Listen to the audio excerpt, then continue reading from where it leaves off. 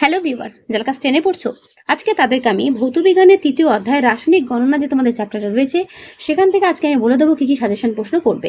ঠিক আছে, তোমাদের সেকেন্ড ইউনিট টেস্ট পরীক্ষাতে কিন্তু এই অধ্যায়টা রয়েছে, তাই ভালো করে দেখে নাও কি কি প্রশ্ন করবে। প্রথমে দেখে নাও 1 নম্বরের প্রশ্ন কি কি করবে। ভরের সংরক্ষণ সূত্রটির প্রস্তাব করেন কে? ল্যাভোসিয়ের। 0 ডিগ্রি সেলসিয়াস 1 এটিএম চাপে, এটিএম বলতে অ্যাটমিক মাস যাকে বলে, অ্যাটমিক মাস। ঠিক আছে, তো 0 ডিগ্রি সেলসিয়াস 1 অ্যাটমিক মাস চাপে 2 মোল হাইড্রোজেনের আয়তন কত? উত্তর 44.8 লিটার। ঠিক আছে, ভর ও শক্তির তুল্যতা সূত্রের গাণিতিক রূপটি কি? ই সমান এমসি স্কোয়ার। ওকে, তারপর ই সমান এমসি স্কোয়ার সমীকরণ অনুযায়ী ই গণনার একক কি? উত্তর হচ্ছে এমইভি। তারপর 12 গ্রাম কার্বনের দহনে উৎপন্ন CO2 পরিমাণ কত? উত্তর 44 গ্রাম। মনে রাখবে এসটিপিতে 1 লিটার হাইড্রোজেন গ্যাসের ভর কত? উত্তর হচ্ছে 0.089 গ্রাম। ওকে, এনটিপিতে 5.6 লিটার অক্সিজেনের ভর কত? 8 গ্রাম। তারপর 1.7 গ্রাম অ্যামোনিয়া গ্যাসের এনটিপিতে আয়তন কত? 2.24 লিটার। প্রদত্ত রাসায়নিক সমীকরণ অনুযায়ী CH4 plus 2O2 equal CO2 plus 2H2O। 10 মোল বা 10 মোল CH4 পোড়াতে এসটিপিতে কত আয়তন O2 লাগবে? উত্তর 448 লিটার। এসটিপিতে 0.01 মোল CO2 আয়তন কত? উত্তর 0.224 লিটার। এনটিপিতে 67.2 লিটার অক্সিজেন গ্যাসের মোল সংখ্যা কত? 3। তারপর 8 গ্রাম মিথেনে অণু সংখ্যা কত? 3.011 × 10⁻23। ঠিক আছে, তারপর আণবিক সংকেত সমান n into dash n into স্থূল সংকেত।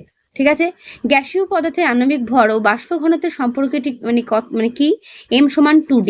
মনে রাখবে একটি গ্যাসের বাষ্প ঘনত্ব 32, প্রদত্ত গ্যাসটির আণবিক ওজন কত? উত্তর 64। ঠিক আছে, মিথেনের আণবিক ওজন 16 হলে প্রদত্ত গ্যাসটির বাষ্প ঘনত্ব কত? সেটা হচ্ছে 8। তারপর কার্বনযুক্ত কোনো গ্যাসীয় পদার্থের বাষ্প ঘনত্ব 13 হলে তার আণবিক সংকেত নিচের কোনটি হবে? উত্তর C2H2। এনটিপিতে কোনো গ্যাসের আয়তন 44.8 লিটার হলে এই গ্যাসের বাষ্প ঘনত্ব 7 হলে গ্যাসটির ভর কত হবে? উত্তর 28 গ্রাম। একটি গ্যাসের বাষ্প ঘনত্ব 32 হলে এসটিপিতে 128 গ্রাম আয়তন কত হবে? উত্তর 44.8 লিটার। ঠিক আছে, করবে। মহাবিশ্বে ভর এবং শক্তির ড্যাশ ধ্রুবক। উত্তর কি? শক্তির সমষ্টি হচ্ছে ধ্রুবক। করবে। ভর ও শক্তির পারস্পরিক রূপান্তর সম্পর্কিত সমীকরণটি দেন বিজ্ঞানী আইনস্টাইন। এটাও পরীক্ষাতে আসে। ভরের নিত্যতার সূত্রটি কোন বিক্রিয়ার ক্ষেত্রে প্রযোজ্য নয়? উত্তর নিউক্লিয় বিক্রিয়ার ক্ষেত্রে প্রযোজ্য নয়। ঠিক আছে, তো এই পেজে দেখানো প্রশ্নগুলো ভালো করে পড়বে।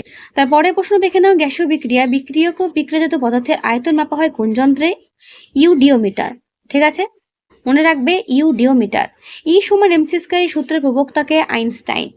ক্যালসিয়াম কার্বনের মধ্যে ভর হিসেবে ক্যালসিয়ামের শতকরা কত পরিমাণ থাকে? উত্তর 40%। নাইট্রোজেনের গ্রামাণবিক ওজন কত? উত্তর 28 গ্রাম। কার্বন স্কেলে পারমাণবিক ভর নির্ণয়ের সময় কার্বনের কোন আইসোটোপটিকে প্রামাণ্য ধরা হয়? উত্তর 12C। ঠিক আছে, C12 আইসোটোপকে প্রামাণ্য হিসেবে ধরা হয়।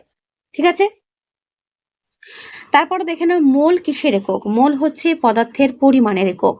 মনে রাখবে 1.8 গ্রাম জলে অণু সংখ্যা কত? উত্তর 6.022 × 10⁻22 T। তো তোমাদের রাসায়নিক গণনা চ্যাপ্টার থেকে যেগুলো আমি শর্ট কোশ্চেন বলছি এগুলো ভালো করে করবে। এসটিপিতে 22.4 লিটার কোনো গ্যাসের অণু সংখ্যা কত? অ্যাভোগাড্রো সংখ্যা, অর্থাৎ 6.022 × 10⁻23। ঠিক আছে, এসটিপিতে 22.24 লিটার নাইট্রোজেন ও 2.24 লিটার কার্বন ডাইঅক্সাইড ও 2.24 লিটার সালফার ডাইঅক্সাইড গ্যাসের ভর কত? উত্তর 2.8 গ্রাম, 4.4 গ্রাম, 6.4 গ্রাম। ঠিক আছে, এসটিপিতে 22.24 লিটার SO2 অণু সংখ্যা কত? উত্তর 6.022 × 10⁻22। ওকে, তারপর দেখে নাও এসটিপিতে কোনো গ্যাসের মোলার আয়তন কত? উত্তর 22.4 লিটার বা 22.4 লিটার। প্রমাণ তাপমাত্রা চাপে 11 গ্রাম কার্বন ডাইঅক্সাইডে আয়তন কত? উত্তর দেখে নাও 5.6 লিটার। করবে। তো এই হলো তোমাদের 1 নম্বরের শর্ট কোয়েশ্চেন। এরপর দেখে নাও বড় প্রশ্ন। প্রথম প্রশ্ন, রাসায়নিক বিক্রিয়ার ভরের সংরক্ষণ সূত্রটি লেখো ও ব্যাখ্যা করো, অথবা ভরের নিত্যতা সূত্রটি লেখো উদাহরণ সহ ব্যাখ্যা দাও। দেখে নাও পুরো উত্তর। প্রত্যেকটা প্রশ্নের উত্তর তোমরা এখানেই পেয়ে যাবে, তাই ভালো করে প্রশ্নটা ভালো করে দেখে নাও। শক্তির নিত্যতা সূত্রটি বিবৃত করো ও একটি উদাহরণ দাও। দেখে নাও ভালো করে। আইনস্টাইনের ভর ও শক্তির পারস্পরিক রূপান্তরের সমীকরণটি লেখো। এই সমীকরণের ভিত্তিতে ভরের সংরক্ষণ সূত্রের সংশোধিত রূপটি বিবৃত করো। দেখে নাও ভালো করে। করবে। হাইড্রোজেন, অক্সিজেন ও কার্বন স্কেল অনুযায়ী পদার্থের আণবিক ভর বা আণবিক গুরুত্বের সংজ্ঞা দাও। দেখে নাও পুরো উত্তর। আণবিক ভর সমান মনে রাখবে মৌল বা যৌগের একটি অণুর ভর বাই একটি হাইড্রোজেন পরমাণুর ভর। ঠিক আছে, এটা দিয়ে অনেক সময় অনেক অঙ্কর অ্যান্সার আমরা করতে পারবো। ঠিক আছে, তোমাদের দেখলে ছোট ছোট কিছু অঙ্ক তোমাদের এখান থেকে থাকবে, তাই এগুলো ভালো করে দেখে রাখবে। প্রথমে দেখো রয়েছে C12 স্কেলে কোন মৌলের পারমাণবিক ভরের সংজ্ঞা দাও। ভেরি ভেরি ইম্পর্টেন্ট প্রশ্ন, পড়বে। দেখে নাও পুরো উত্তর। গ্রাম আণবিক ভর বলতে কি বোঝো, উদাহরণ দাও। করবে। এগুলো সব 2 নম্বরের প্রশ্ন। ঠিক আছে, গ্রাম পারমাণবিক ভর বলতে কি বোঝায়? ঠিক আছে, যেমন GAM, গ্রাম অ্যাটমিক মাস। গ্যাসের গ্রাম আণবিক আয়তন কাকে বলে? করবে। দেখে নাও পুরো উত্তর। বাষ্প ঘনত্ব বা আপেক্ষিক ঘনত্বের সংজ্ঞা লেখো। দেখে নাও পুরো উত্তর। করবে। মোলের সংজ্ঞা দাও। মোল সংখ্যা বলতে কি বোঝায়? করবে।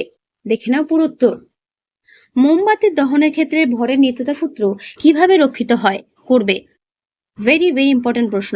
লোহায় মরচে পড়লে লোহার ভর বেড়ে যায়, ভরের সংরক্ষণ সূত্রটি এখানে কিভাবে প্রযোজ্য তা ব্যাখ্যা করো। করবে। দেখে নাও। প্রত্যেকটা প্রশ্নের উত্তর তোমাদের সঙ্গে কিন্তু আমি দেখিয়ে দিচ্ছি, প্রশ্নের সঙ্গে উত্তর, তাই ভালো করে দেখবে। এক কাদা খড় বাতাসে পোড়ালে সামান্য ছাই মাত্র অবশিষ্ট থাকে, এক্ষেত্রে ভরের সংরক্ষণ হয় কি? ব্যাখ্যা করো। করবে। ম্যাগনেসিয়াম ফিতাকে অক্সিজেন গ্যাসের মধ্যে দিয়ে পোড়ালে যে ছাই উৎপন্ন হয় তার ভর ম্যাগনেসিয়াম ফিতার ভরের থেকে বেশি হয়, এক্ষেত্রে ভরের সংরক্ষণ সূত্র কি লঙ্ঘিত হয়? ব্যাখ্যা করো। করবে।